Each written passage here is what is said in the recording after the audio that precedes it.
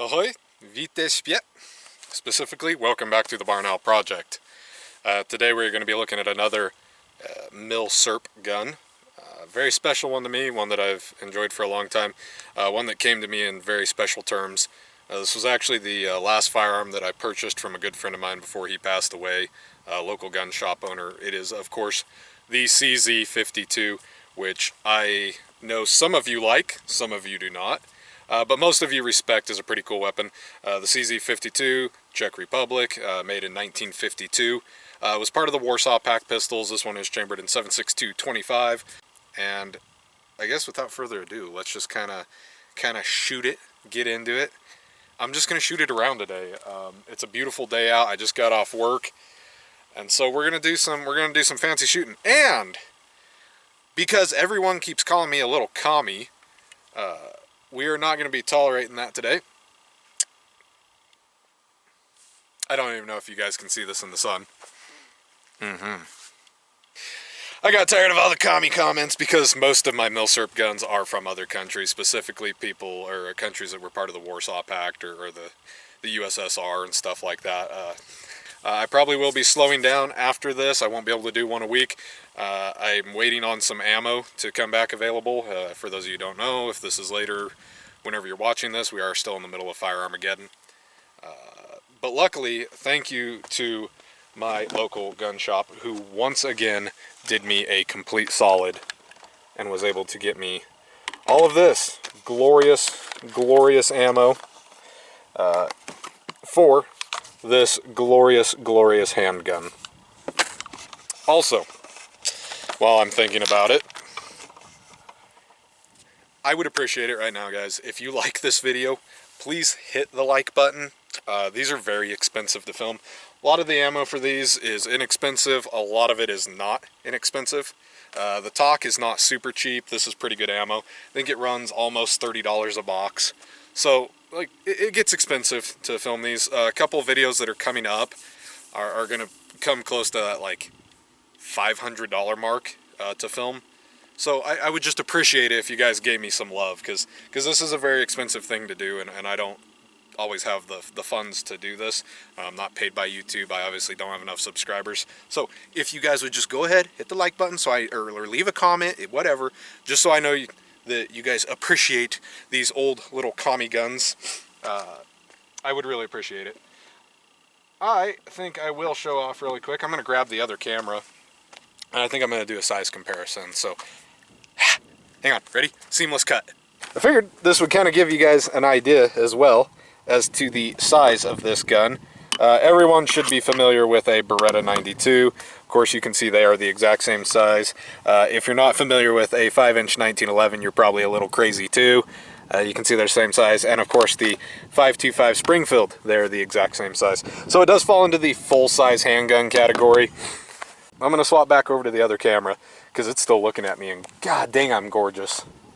Oof, oof, oof. That's might be trippy. Golly, I'm gorgeous at every angle. All right, let's get some shooting done. These do take a bizarre 9-round straight mag. Does have a heel release magazine, and it has a lanyard on it, which you will hear me swear at multiple times today. I've actually bent this one because I've hit it so many times with my hand, and it hurts every single time. It's crazy, I know. Been competing for years and still couldn't remember which way the magazine goes in my pocket. As I get to familiarize myself with this gun again, because it has been a while since I've shot it. Let's go ahead and we'll just bring you around to the front here. That way you guys can really see it. Again, it has been a while since I've shot this critter. I actually competed with it very briefly, just to see. The biggest problem being that it is major power factor, or it is minor power factor. And so the 7.62-25 is a very heavy recoiling cartridge. Not unmanageable, it's not like it's crazy, but it has very similar recoil to the 45 ACP, so it was almost not worth it. Also, I mentioned this in a review, but I have heard these decockers are dangerous. I've never had a problem with mine, but I've heard that maybe they don't always work, so if you guys didn't watch that review, go ahead and click on it. I get a little more in depth than I'm going to do here. We're just going to shoot this thing rebounding hammer, all the good things. Let's see. Woo. Woo.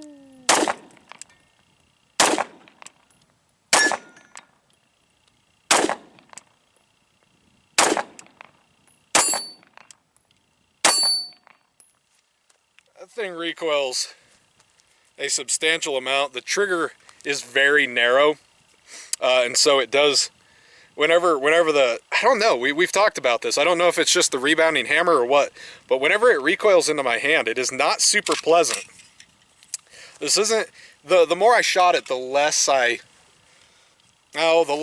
joy I got out of shooting this critter. It's not a bad gun, it recoils a little bit.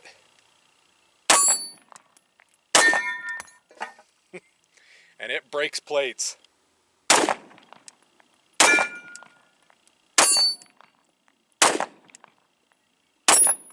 Hard to hit that little plate though. Very, very big recoil. She is a big, loud gun, so you have to have ears on with this. For those of you who don't know, the 7.62-25 is very mother. Right into that heel release, right into that lanyard. God, I hate those. For those of you who don't know, I know you're supposed to thumb them in. For those of you who don't know, the 7.62-25 is a bottleneck cartridge. I'll show you it a little bit more. It was kind of the precursor to the 357 SIG. Excellent, excellent cartridge. Ow, that freaking trigger.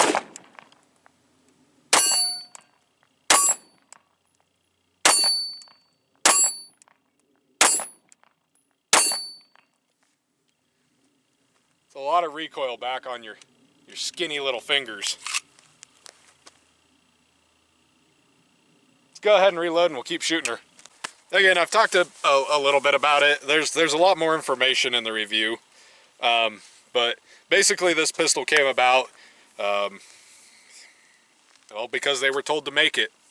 I mean, that's kind of how it is. It happens. It's a really good firearm. I've heard it's not quite as refined as the Tokarev TT, which is the primary gun chambered, of course, in the TOC, the 7.62-25 TOC. So we're gonna load up and we're gonna keep going. The 9-rounders are interesting. I kind of like it. Let's shoot this a little bit. Try it.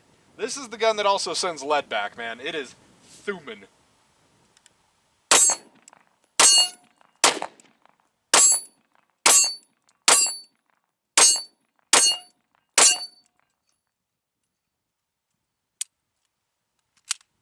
That magazine doesn't always lock the slide back. It's like it was made in 1954 or something. That's alright. That plate gets a swinging. I hope you guys can see that pretty well. It is super bright out. Man, look at that 1911 slop plate. Let's see if I can't hit that small plate.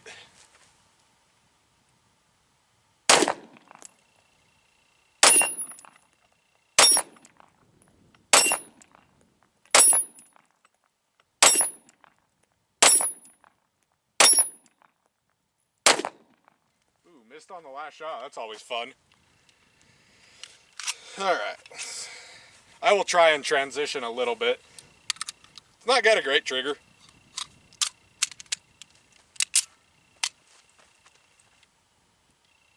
I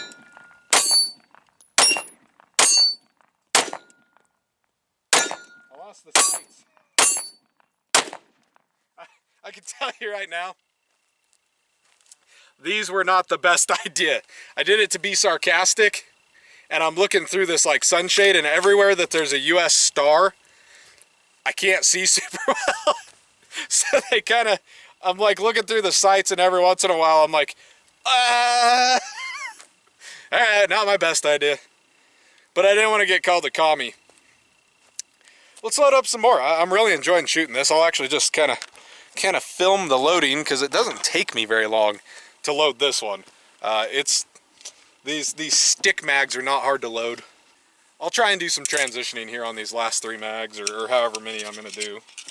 Like I said, I'm just going to shoot 100 rounds through this thing. I know that's not a lot, but the ammo is pretty expensive. I've already purchased it, so I'm not wasting the ammo, but I might do another video with this later on in life, just kind of showing the ballistics of it. excellent cartridge. The cartridge itself is so good. It's zippy. It's 30 cal, obviously 7.62, and it's very flat for a very long time. I mean, if you needed to stretch this out, you could. With those combat sights, maybe. People who are more practiced with these guns, a lot of these guns I don't shoot a whole lot, so I may not be the best.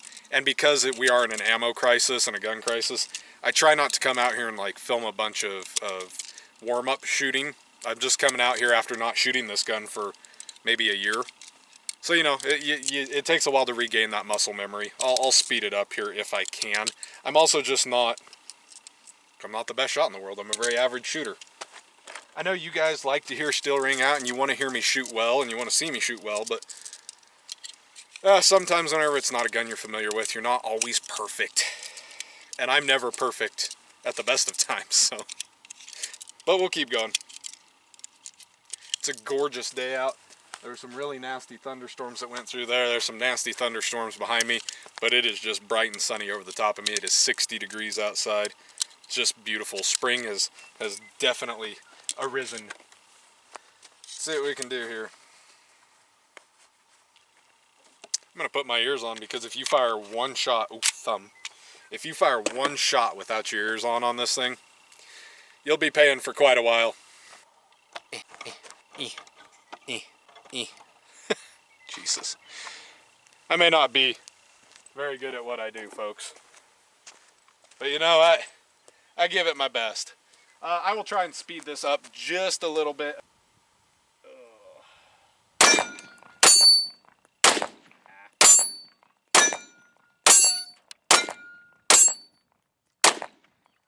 always missed that last shot.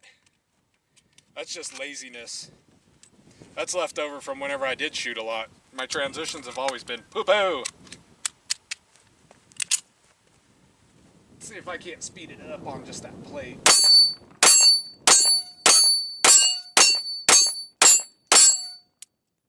That magazine just don't hold her back. Woo, that thing recoils. Ow. And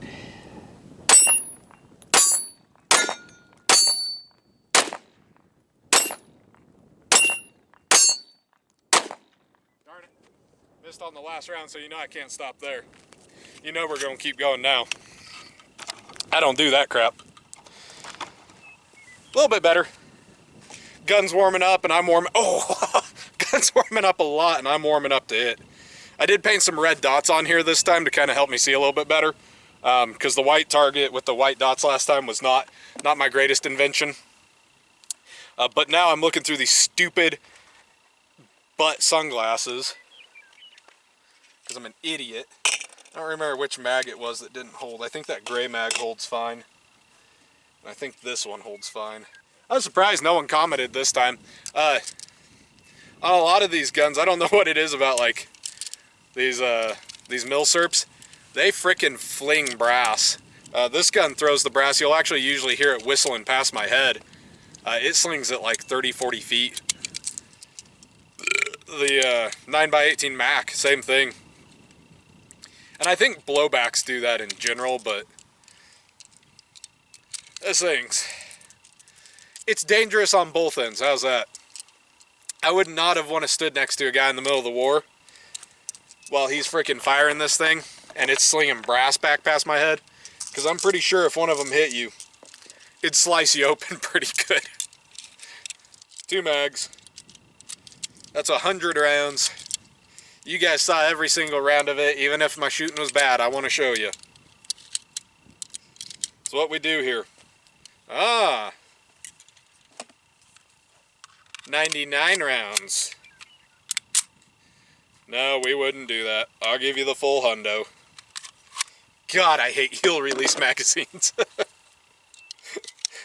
It's a pretty unique gun, isn't it? I hope you guys enjoy this video, because it's a gun that I like. I haven't showed it off a whole lot because the lighting's been awful. But I really, really, really enjoy this gun. Let me try to suck a little bit less on this one. I can't see through these glasses. That's gonna drive me insane.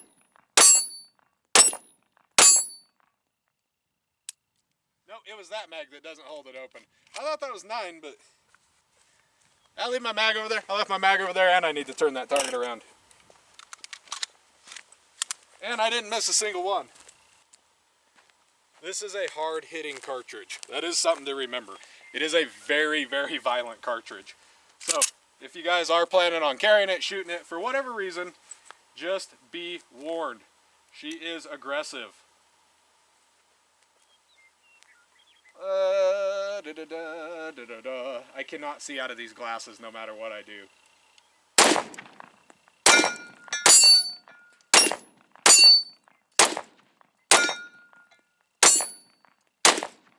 got hit by a chunk of steel, but chunk of brass, that's alright. Chunk of lead, there we go. This is the one that's actually cut me several times. For some reason, this is the lead slinger. That is a toasty little gun right there. Well, that's going to do it for the shooting portion. I will just show you the takedown here really quick because I do like it. Now that it's incredibly hot, of course. Takedown, you literally just pull down on these two little critters right there. Barrel comes apart. It does have roller bearings in there, kind of like a machine gun. And it's back together. What an excellent design. Again, I know some people don't really care for these guns. I know some people don't care for these. I'm a pretty big fan of them. Effing glasses. I literally couldn't see a thing towards the end there. Sun's just getting low enough in the sky. But I appreciate most guns. This is one that's pretty dang good. Pretty good shooting little pistol. Again, the trigger is not outstanding. It's not going to impress anyone. But she shoots pretty well. I mean, you can see 0 hiccups. This is this gun is from the 1950s. Like, and it didn't malfunction. That's pretty awesome. Because of the bottleneck design, it does have very consistent feeding. Everything about this gun is all right. I mean, the takedown method, the way you remove the grip panels, everything works. I've just been told that maybe there were some quality control issues, as with everything that was coming out of other countries whenever just crap was being mass produced and available materials were running low. This guy is very blocky. I mean, not as blocky as the Tokarev, the TT, but she's still a little blocky. I like it. I enjoyed it. I hope you guys enjoyed it as well. I'm going to quit talking and I'm going to get back to shooting some other stuff. So thank you guys so much for being here. Good luck. God bless. And I will see you in the next video. Bye-bye. I don't know if you can see. Yeah, actually these are dents from the Tokarev. I mean, that's mild steel plate and it just dents the crap out of it. So that's pretty cool. Pretty cool. This guy you couldn't scratch if you tried. I've shot it pretty close range with a 30-06. So pretty cool cartridge, pretty cool gun. Thanks.